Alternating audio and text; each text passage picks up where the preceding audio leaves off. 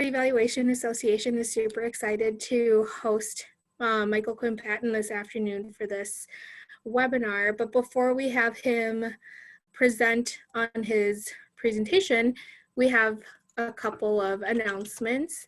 So some upcoming MNEA webinars. We have one next week, Evaluation and Learning in Philanthropy. And then the week after, or 2 weeks later, on May 28th, we have a webinar session on how to do virtual engagement, connecting from a distance. We've heard from some MNEA members that they would like to learn, some ways about how to engage virtually, do some data collection virtually. So if that is something that you are interested in, that is a good follow-up after what we will hear from Michael Quinn-Patton this afternoon. And then our first week in June, we have a data visualization event on how to create small multiples. And then if you aren't a member yet, are thinking about becoming a member, these are 3 memberships that we currently have. But right now with COVID-19, we are offering free memberships to everyone, which also grants you access to all of our webinars and materials that we post on our website. Other things that we have for members are job opportunities, RFP proposal, invites and proposals. So be sure to check that out on our website. Anyone can sign up for free. And so for the next 6 months, all of the webinars and materials will be accessible. And so our presenter is Michael Quinn-Patton. I won't read his entire bio, but Minnesota is really lucky because he's based here in the Twin Cities. He is well-renowned around the world. American Evaluation Association, he used to be the president for that. He has several publications, including Blue Marble Evaluation, Developmental Evaluation Exemplars, Principles-Focused Evaluation, Utilization-Focused Evaluation, and Qualitative Research and Evaluation Methods, which is now in its 4th edition. And so we're really excited to have him. He's done this presentation several times. He has another one tomorrow with the Washington, D.C. affiliate of the AEA. And so we're just really excited to have him here today to talk to us about implications of this global pandemic and evaluation.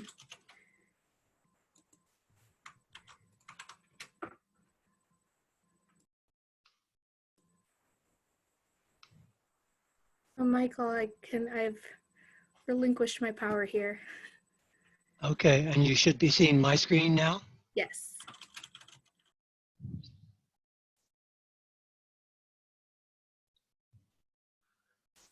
Greeting everyone. I'm going to leave off my video. I'm coming to you from Pine City, Minnesota, on a small place outside of Pine City along the Snake River, and the broadband is not very good. So I'll just leave off my photo, and I appreciate the Minnesota Evaluation Association sponsoring this and giving us a chance to interact together and come together as a community around this important time. I did a blog about this in March, which led to some of these follow-up presentations. And so I'm going to jump into it. If you have questions or comments along the way, you can put those in the chat room. My daughter and business partner, Charmaine, will be monitoring that, and we'll have some chance to interact. I've got about a half hour of things to share with you, which I'm going to go through very quickly and leave us some time to interact.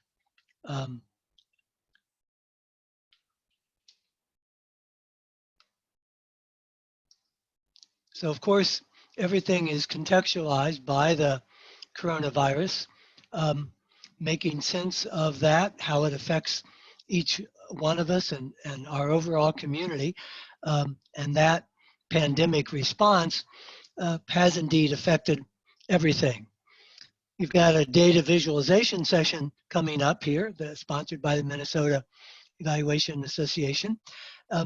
And we now have what will probably go down for a long time as the most influential data viz of all time, the flattening the curve data viz. Carl Bergstrom, a professor of biology at the University of Washington, said, this graph is changing minds, and by changing minds, it is saving lives. It's going to be for a long time an example of the power of data viz. And our interpreting and communicating with that is a part of one of the challenges these days of doing evaluation. That curve is now being applied to climate change. And part of what looms ahead of us is the climate emergency, which I'll have more to say about here shortly.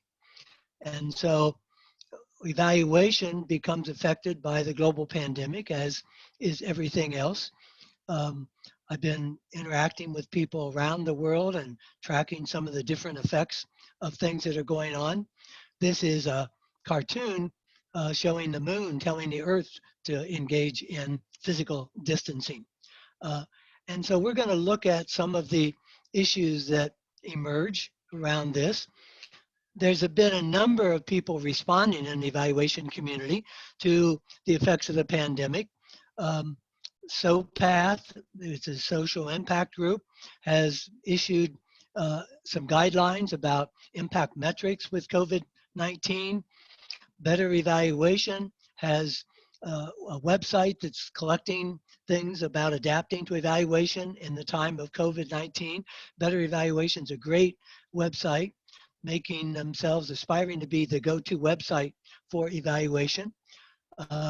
They've got a rainbow network that they've generated to organize things for evaluation, and they're dealing with how the pandemic affects each one of the items in the rainbow, from managing evaluation to defining it, framing, describing, understanding causes, synthesizing, and reporting. The head of the Independent Evaluation Office of the Green Climate Fund, Joe Puri, has written an article about evaluations and research during the crisis that is getting a lot of attention and being reproduced in newspapers around the world. And so I'm going to share with you some things that have come up for me. Some of these have developed further since the pandemic emerged. But the first is, this is a challenge for us to look at how we ourselves experience change. Evaluators are sometimes perceived as relatively conservative in their approach. And so we're really called on not to resist the changes that are coming, but to embrace them and to understand that everything is changing. Program goals may appropriately change, measures of effectiveness may change, target populations may change, implementation protocols may change, outcome measures may change. This means that evaluation designs, data collection, reporting timelines, and criteria may, will, and probably should change. Intended uses, even intended users may change. So we have to develop a mindset of not being put off by change or resisting it, but expecting it, facilitating it, documenting changes and their implications. That's our job in a crisis, not to go on in a comfortable business as usual manner, waiting for things to settle down or return to normal. There is no business as usual now. And I think there's unlikely to be a return to normal. And so if you don't see program adaptation, consider pushing for it by presenting options and introducing scenario thinking at a program level. Take risk as appropriate in dealing with and helping others deal with what's unfolding. And so the implication of that is that we're in a post-normal world and are likely to be in a never normal world. We may go through some next normal for a little while, maybe world, but we're likely to be, it seems to me, by all prognostications, given both the pandemic and the increasing virility of the global climate emergency and related things, that we're not going to settle into a new normal. Tom Schwandt, one of our colleagues, keynoted the European Evaluation Society a year ago about what he called post-normal evaluation, And that was before the pandemic. But looking at the way the global world was changing and the ways in which our societies were evolving. And so we get beyond the very idea of the normal evaluation um, and are all involved in ongoing developmental evaluation, adapting to changing conditions and changing circumstances. The great management consultant Peter Drucker famously said, "The greatest danger in times of turbulence is not the turbulence, it is to act with yesterday's logic." And so we're called on to take a whole world perspective, to look at what's going on globally and locally and make sense of our role in the future based on the things that we do today, which include thinking about how the world is changing. So I reiterate, I don't expect to see a return to something called normal, no new normal. The normal will be change, turbulence, uncertainty, adaptation in our future. And so we have to begin adapting evaluation plans and designs for that different world. Um, I'm suggesting we are all now developmental evaluators.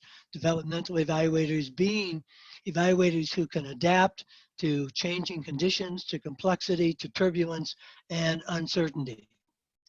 That complexity will dominate the world that we live in.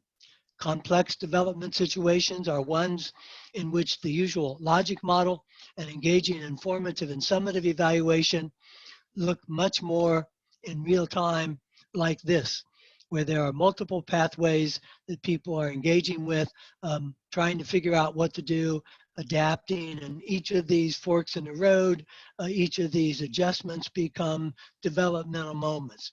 And part of our work is to help document those, their implications, their justifications, and what happens as a result of that. One of the questions that came in ahead of time was how to tweak existing evaluations without additional funding to capture program changes and associated results in response to the pandemic.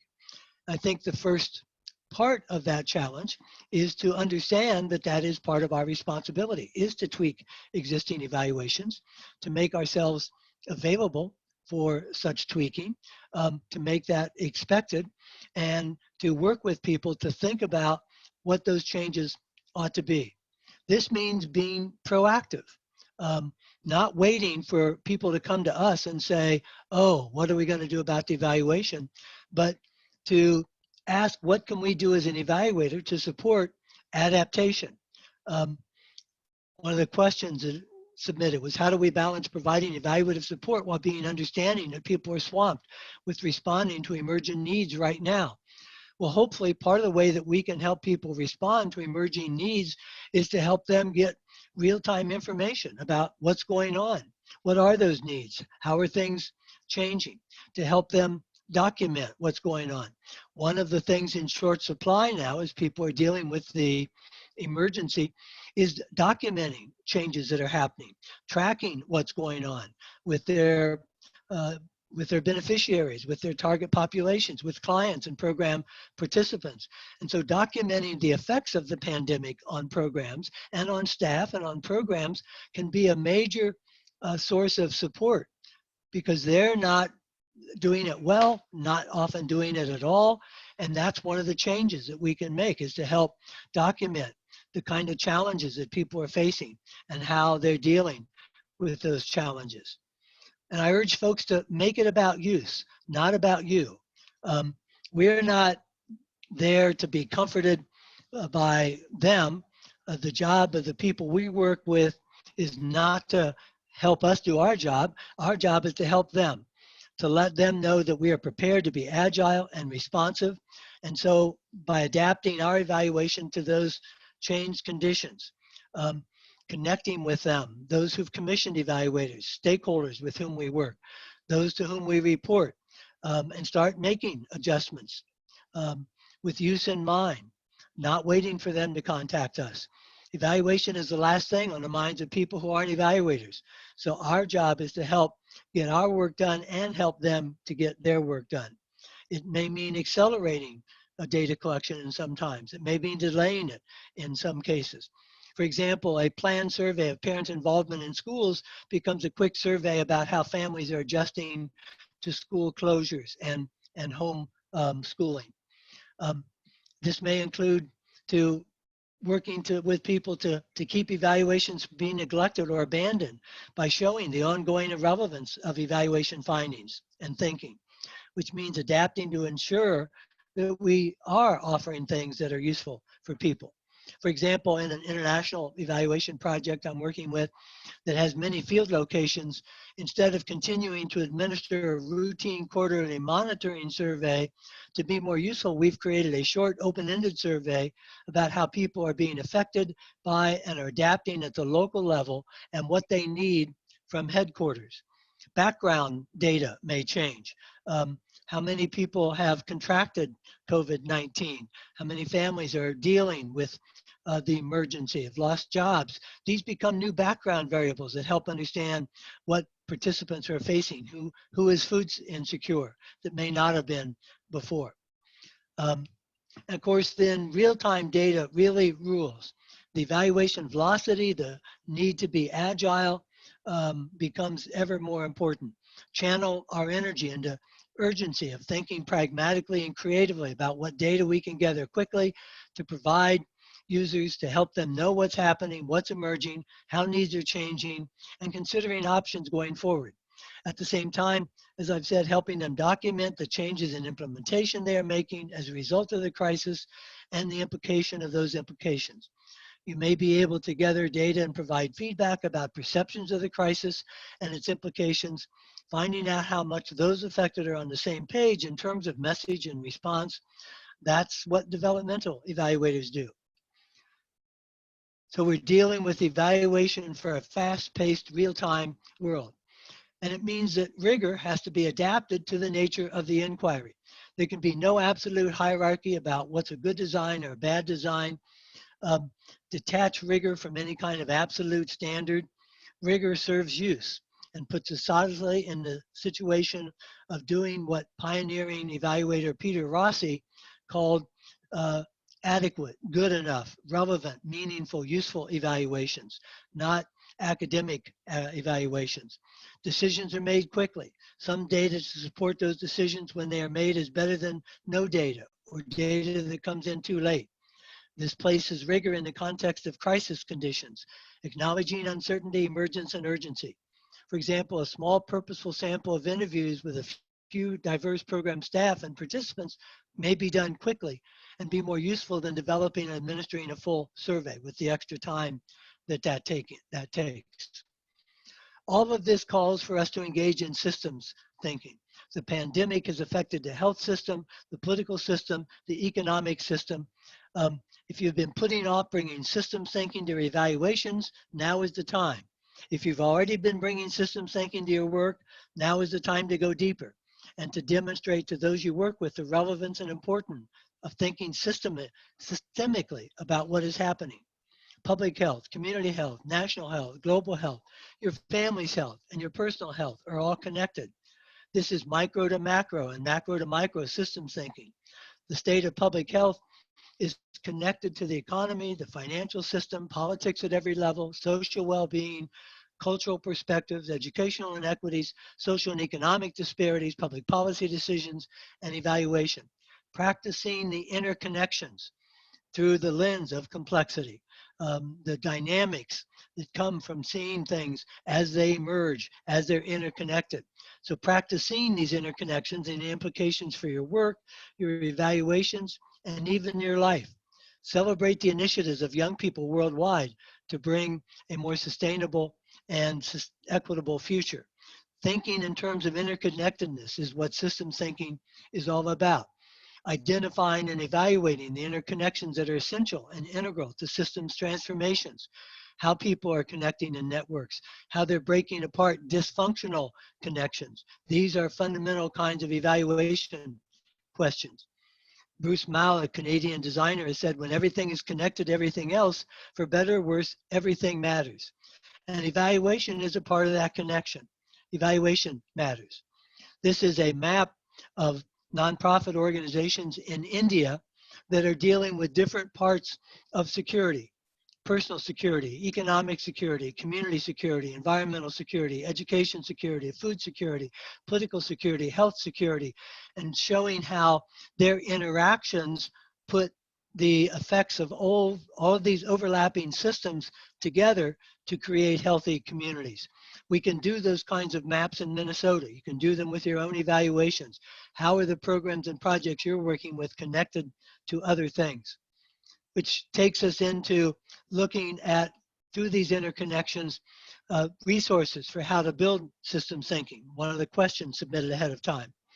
Well, a great resource, if you haven't come across it yet, is that the Systems and Evaluation Topical Interest Group came out with a guidebook on principles for effective use of systems thinking in evaluation.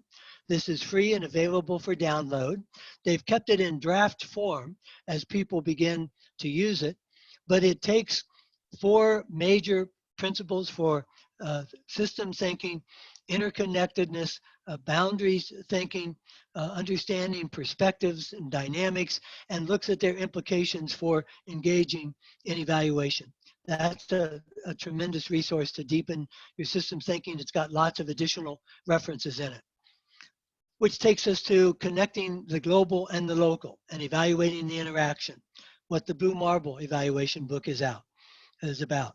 Zooming out to understand the big picture of what's happening globally and zooming into the implications locally, where locally means wherever you're working, at a community level, at a project level.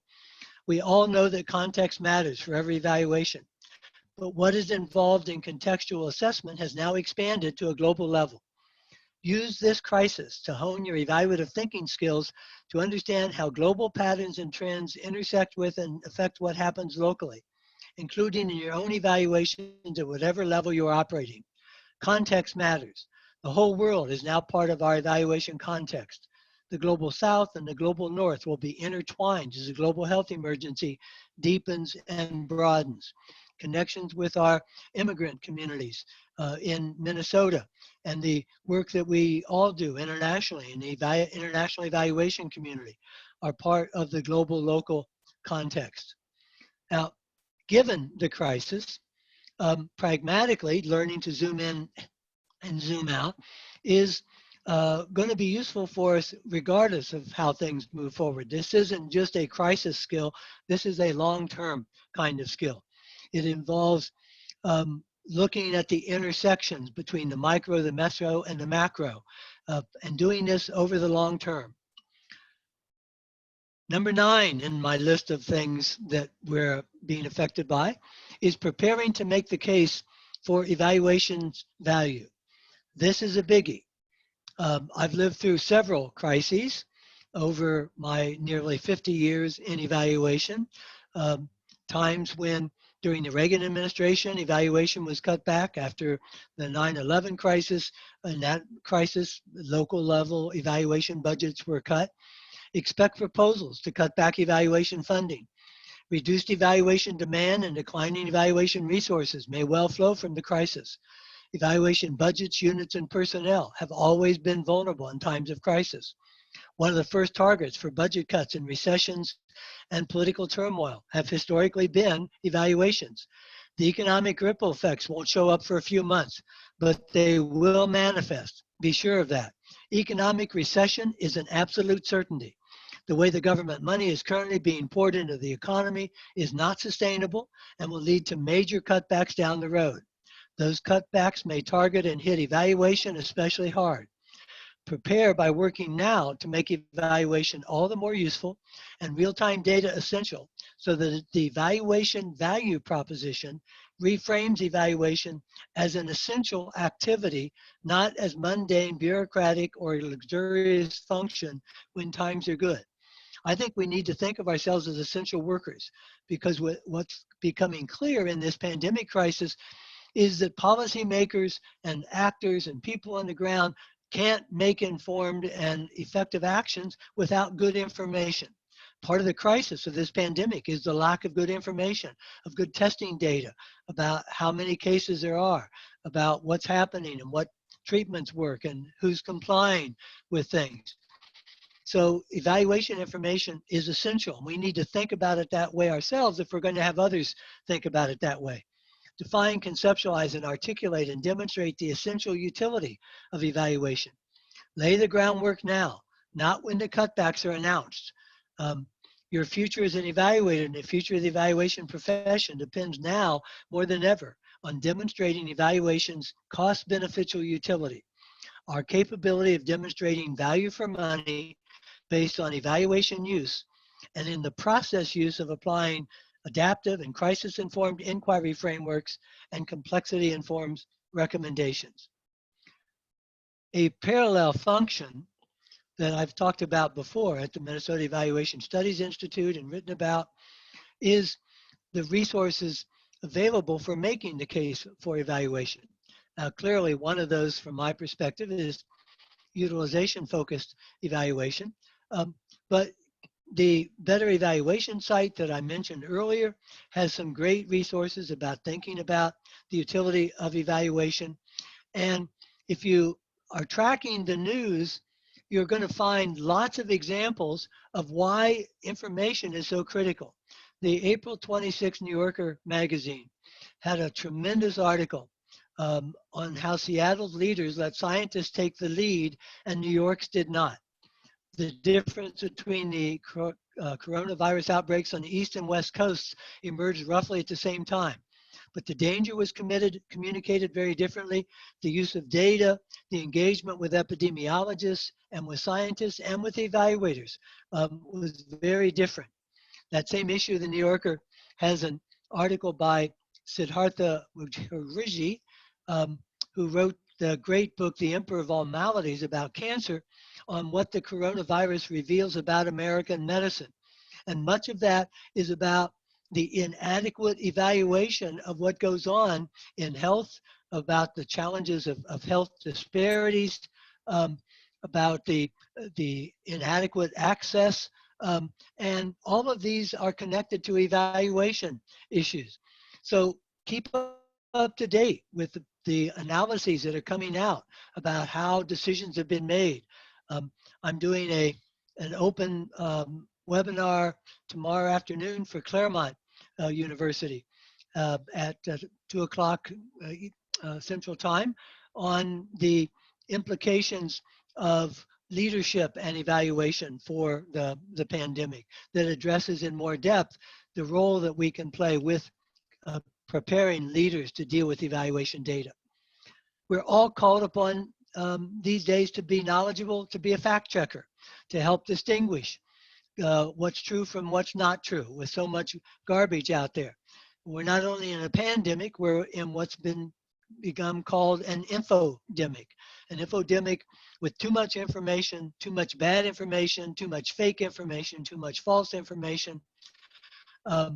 In this post-truth era where people treat as truth whatever they feel, where we have leaders making up stuff that's not true and suggesting things that are palpably false. So there's this battle going on between facts, evidence, truth, data, reality, and thinking versus post-truth, fake news, alternative facts, make-believe, groupthink, and distortions. We're a part of that battle. And so we all have an obligation to stay up to date, to fact check. My last outing before the shutdown was a presentation at the Duke Foundation in Charlotte, North Carolina for the community about evaluative thinking. And at the end of that presentation, the man who was handling the technical side of the data of the presentation, the PowerPoint and the audio visual and the microphones, came up to me as I finished, and the coronavirus had just begun to be paid attention to. We weren't quite sure how bad it was going to be. And he came up to me and he said, do you know that the Chinese military created the coronavirus as an attack weapon on the United States, and they're using it to try to destroy American society? And so I sat down with him right there, took out my computer, and went onto a fact-checking website that had that story, that debunked that story, and I told him how to use that because he was in a network of people who circulate these conspiracy theories. We have to look for ways to, without being arrogant, without putting people down, without being disrespectful, but helping folks realize that there's ways of finding out what really is going on out there. And that as evaluators, we have a responsibility to participate in that. We also have a responsibility to advocate for better data. Part of the crisis is the paucity of good data. Inexcusable when you read the background of how poorly our data systems have become, budget cuts to CDC, to National Institutes of Health, National Institutes of Mental Health. We're in a period when data have become undervalued, and the crisis has been accentuated. Lives have clearly been lost and continue to be lost because of inadequate data compared to other countries, compared to countries that were on top of this to a greater extent than we are. We need to be advocates for better quality data. It's part of our work. And we need to model systematic evaluative thinking, how to sort out the good news and the bad news, how to understand that there are always pros and cons to things, and there's mixed evidence, helping people think about what the evidence means. There's massive confusion, and part of the confusion is not understanding how science works, that things that we thought were true at one time, we get better data and they turn out to not be so true, or only true for certain subgroups, that we're learning about things all the time. We have to help people understand how science emerges. There's a lot of sense-making anxiety. What's it all mean? What's significant? Why are these things happening?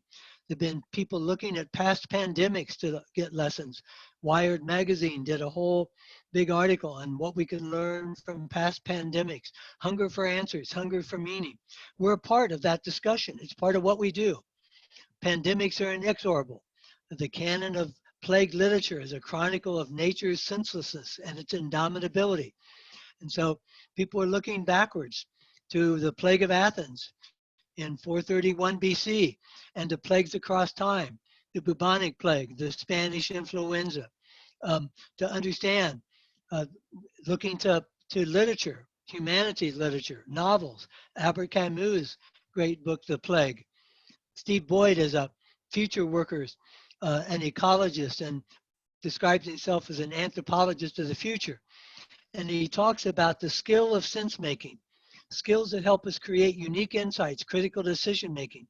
Or twist it around a bit, we need to nurture the ability to create flexible models to derive meaning from a set of information, events, or the output of our artificial intelligences and determine a course of action.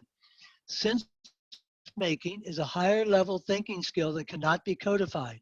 The ability to determine the deeper meaning or significance of what is expressed, creating unique insights critical to decision making. Increasingly, as evaluators, we're going to be called on not just to report findings and conclusions, but to help people make sense of what's going on. The New York Times columnist David Brooks did an article about the need for synthesizers. The computerized world presents us with a surplus of information. The synthesizer has the capacity to surf through vast amounts of online data and crystallize a generalized pattern or story. He talks about the capacity to engage in metas, the ability to see patterns in the world and derive a gist from complex situations. The Black Swan, the great book by Nassim Nicholas Taleb about highly improbable events.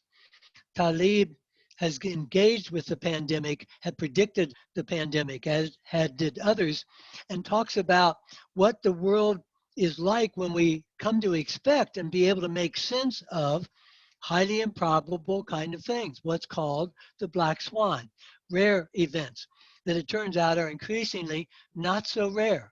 He advocates a Black Swan robust society, a society that can withstand difficult to predict events. We are called on evaluators to understand the Black Swan phenomenon, to understand what these things mean, how to make sense of them, to deal with complexity, nonlinearity, emergence, dynamic situations, adaptability that all come out of complexity and non-normal evaluation.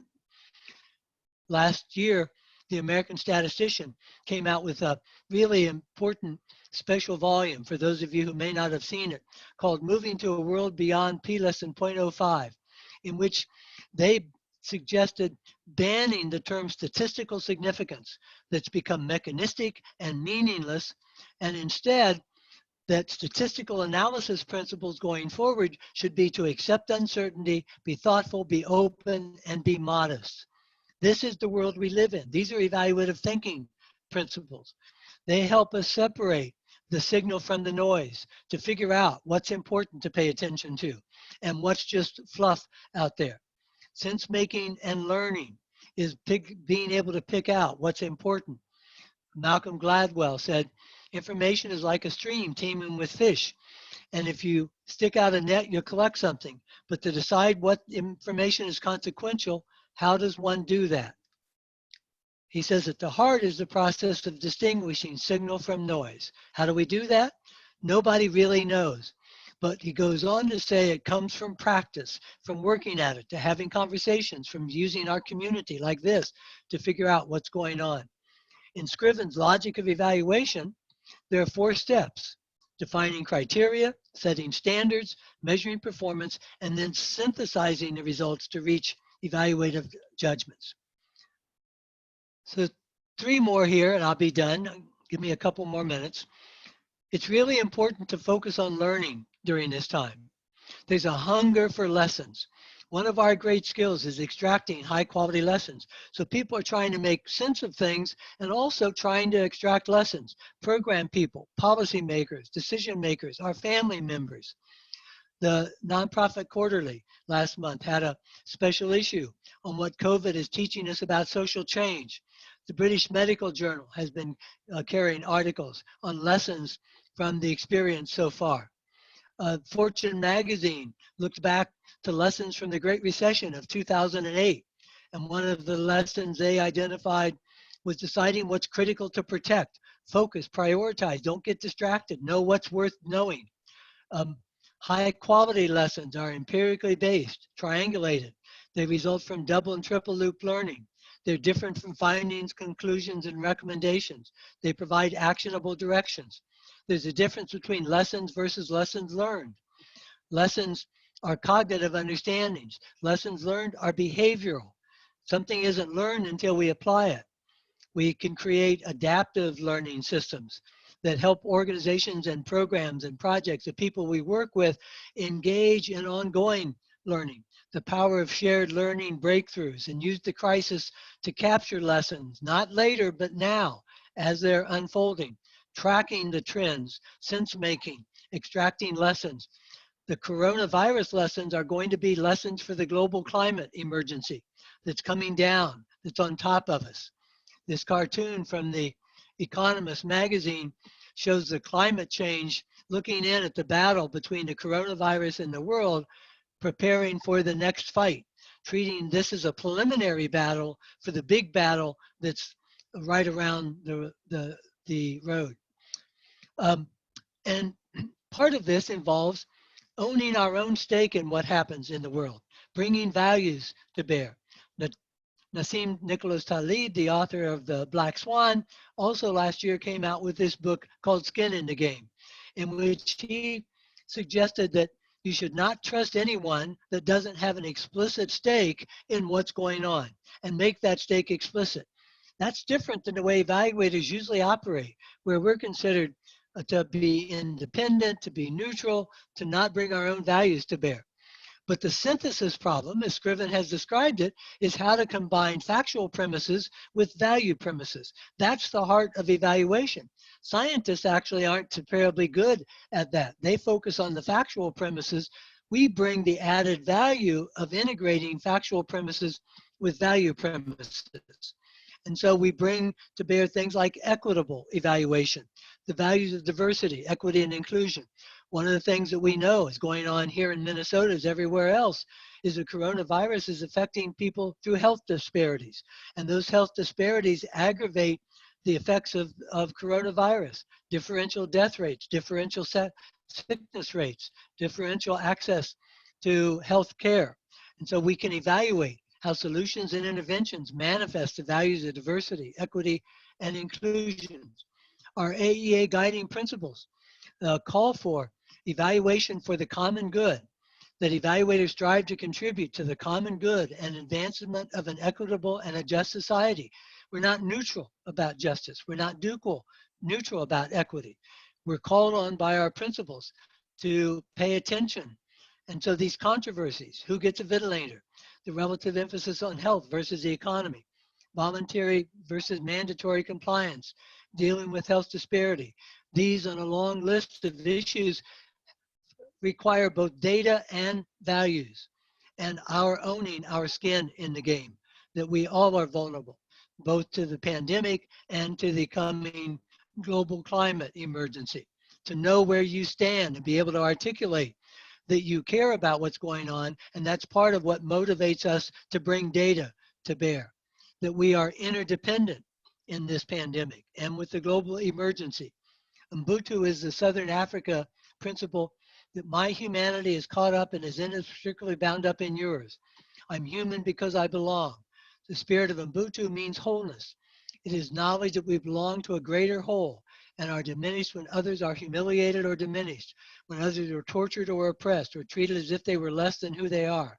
Our purpose is social and communal harmony and well-being, as expressed by Bishop Desmond Tutu. And so Ubuntu is an expression of our common humanity, our oneness. You and me, all of us, we are indeed in this together. We are interdependent and need to be able to express that interdependence, that we are all inhabitants of planet Earth and share this one home.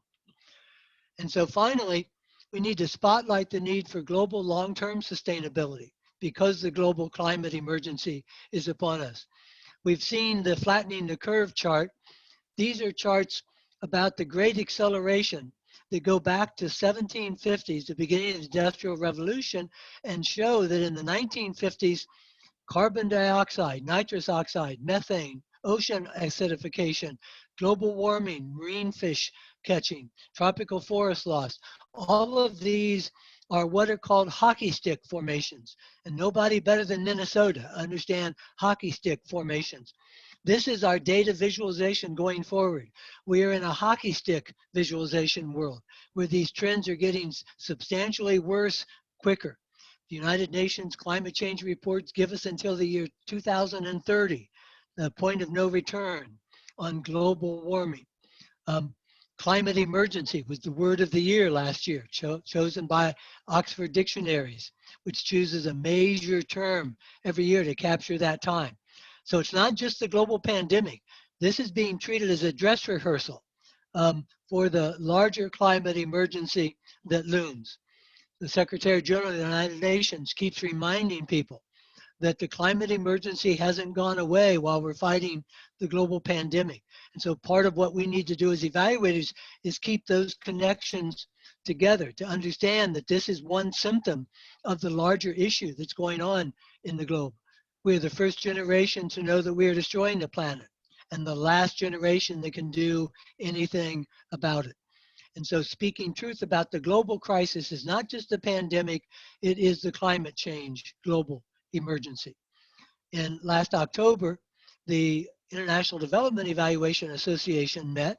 I was part of that conference, and they concluded that meeting by adopting what became called the Prague Declaration, 10 steps for evaluation for transformative change in the global emergency. And number 6 on their list is that all evaluations should now address sustainability. Every evaluation should address equity. Every evaluation should address sustainability, right here in Minnesota, at whatever level you're operating, because the earth and humanity are out of balance. That's basically what the Blue Marble evaluation book that I did is about. And so we're looking at how we transform evaluation to keep up with these challenges. And so finally, we need to support each other as an evaluation community, as the Minnesota Evaluation Association is doing, by providing opportunities for us to come together, think about what we face and what we're doing internationally, to be a part of this global community of people working towards things with this image of our future as visionary evaluation for a sustainable, equitable future, the theme of the 2014 AEA that carries forward to our present time.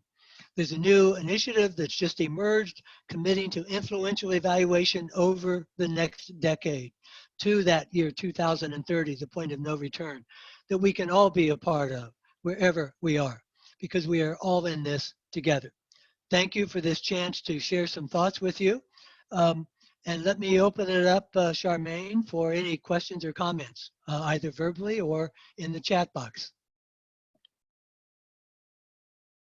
I haven't seen any come up yet, so please feel free to type them in, or if you want to unmute yourself and ask your question, please go ahead and do that.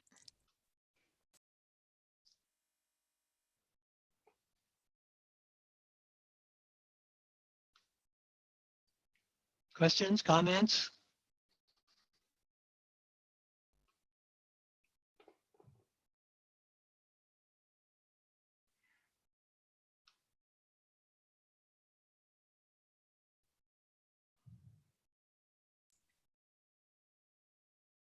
I guess you answered all the questions.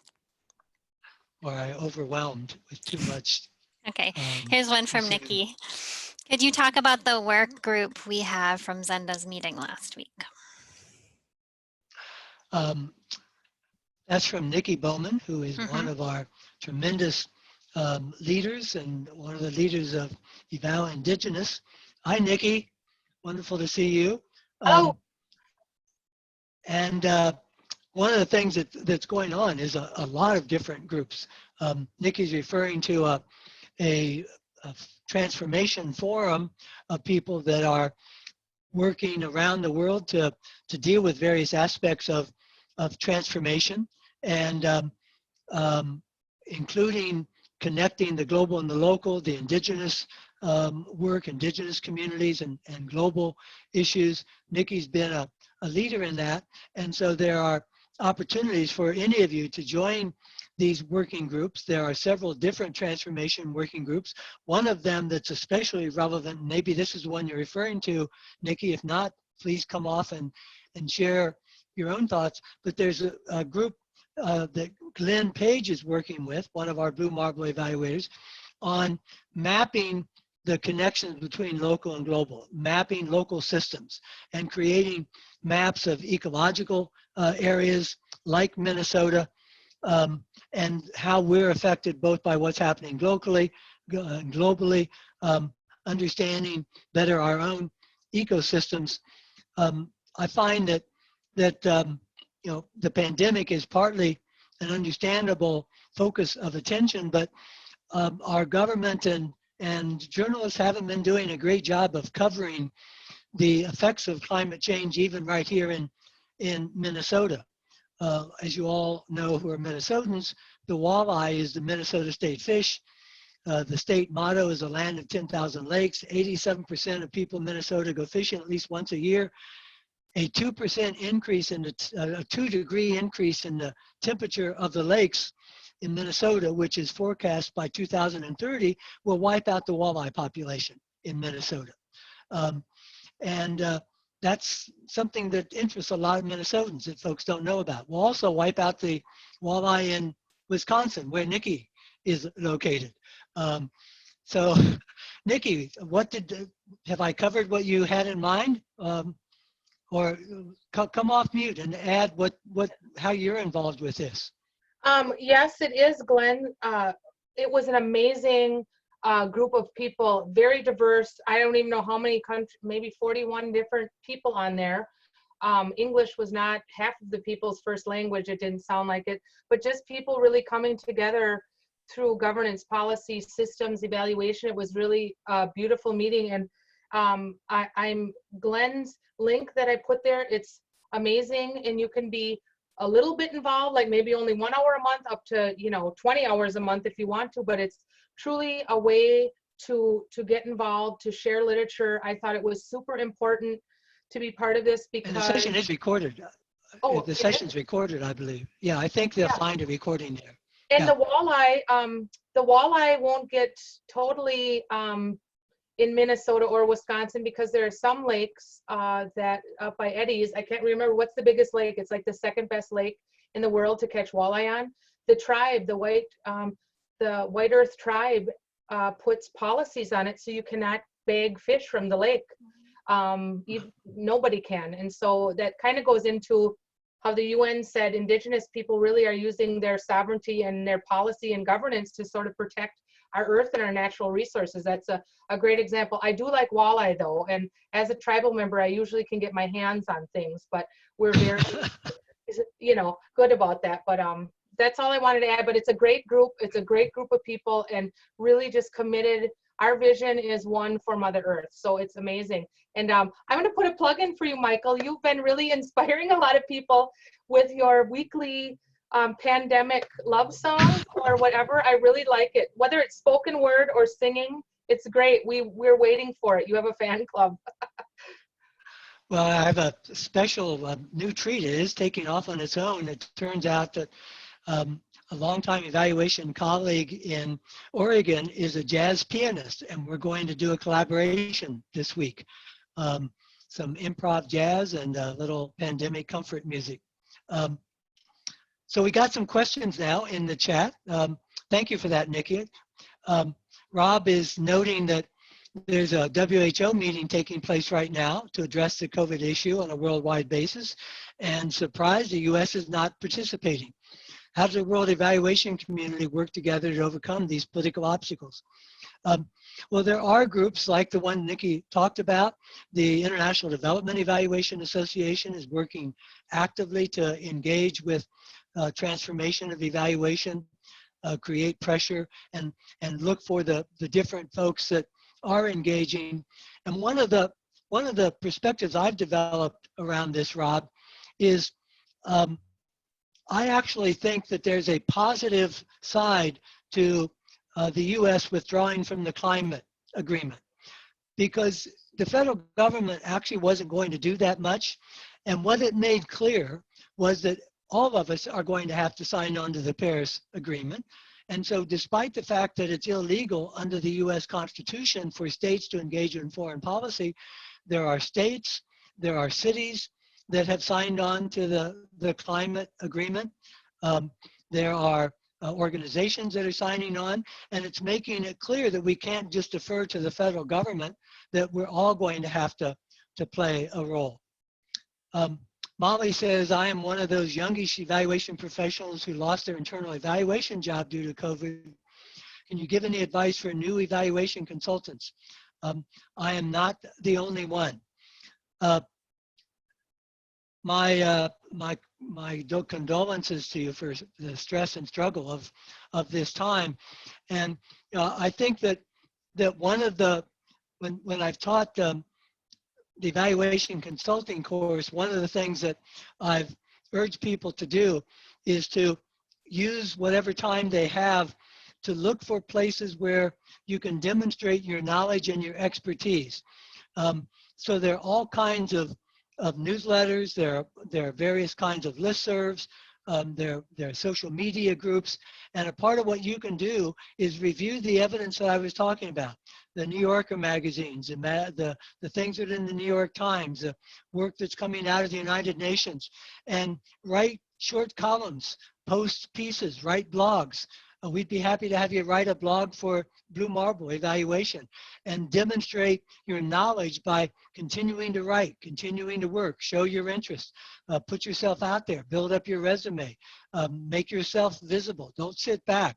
Look for places to talk about how evaluation and evaluative thinking can make a contribution.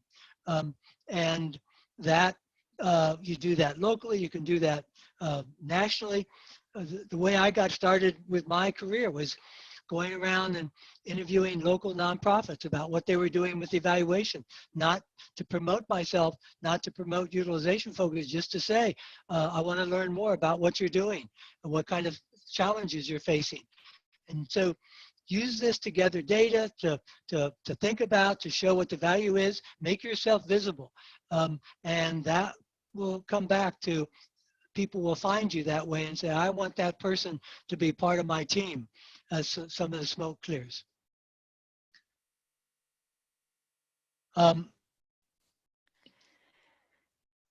There's a question about, with everyone so busy right now, especially social service providers, how do we convince leaders to spend time on evaluation if they feel we are if they feel things are too busy?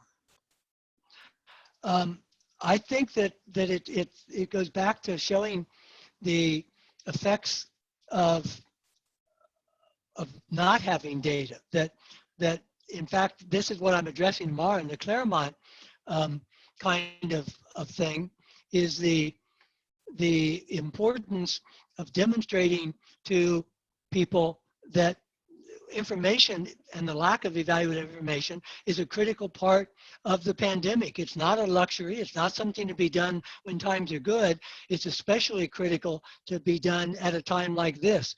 And so, but what leaders and project directors won't think of is how you could provide useful data, what that data might look like.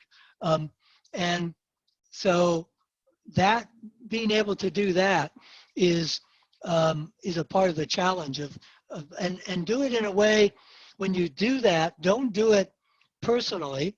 You don't have to put yourself out there. Talk about yourself as a member of the Minnesota Evaluation Association, the American Evaluation Association, the global evaluation community, that what you're representing, you're part of a global community of 50,000 people who are worried about effectiveness. You can tap into that network, as you can do in Minnesota, and you bring therefore not just your own self and your own skills, but you bring the resources of the world to bear in helping people be effective in this regard. And so that's a part of the way that we, I think, make the value case. So thanks to Minnesota Evaluation Association for sponsoring this. Thanks to all of you for participating. Let me show you, let me see if this will work, a final visual that I'm just discovered and begin to use. So I'm going to have to share my screen again.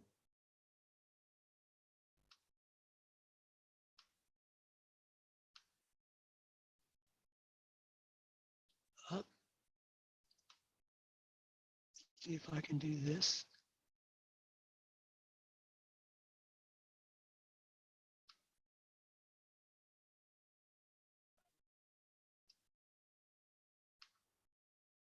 Okay. Some of you may have seen this, but this is from the Ohio Department of Health, a demonstration of social distancing. Another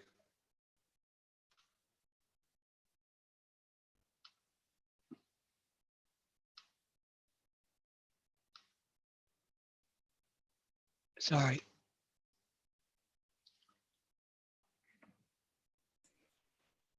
If you want to put the link in the chat, people could watch it on their own.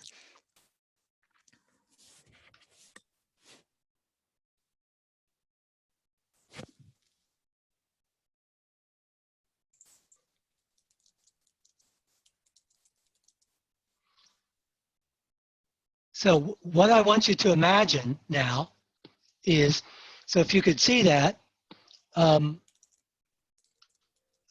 the link in here.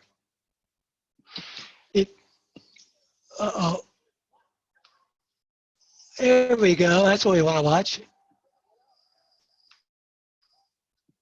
The thought I want to leave you with is that visualization shows how the virus spreads, like all those ping pong balls getting set off by the mousetraps and spreading through, and that social distancing shows the mousetraps all apart.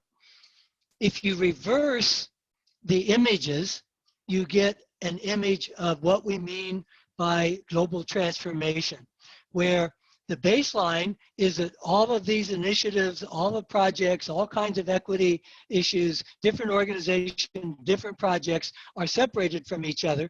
And what we're trying to do under the Blue Marble global transformation is actually connect them together so that they are reinforcing and aligning each other. So the social distancing video that shows how a virus spreads negatively and you need to separate, if you turn around that sequence, the beginning sequence is showing people and organizations being separated, and if we align them together, we can create massive critical mass of lots of things happening together. That's my insight for the day of how we can reframe things to make sense of the changing world. Thank you all. Go forth and connect. Stay strong, stay sane, stay healthy, and have another song for you on Friday.